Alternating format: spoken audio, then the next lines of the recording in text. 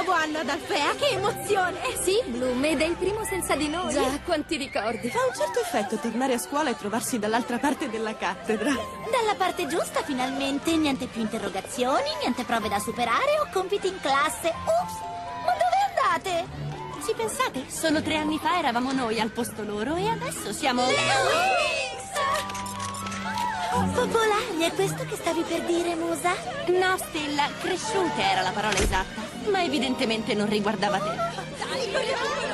State calme, ragazze. Le Wings! Che meraviglia! Ciao! Tu sei Aisha, la principessa di Andros.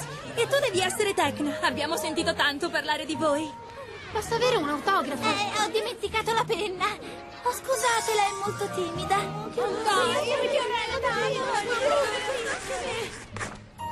Che accoglienza! È un vero assalto, rimpiango quasi le Trix, erano meno aggressive.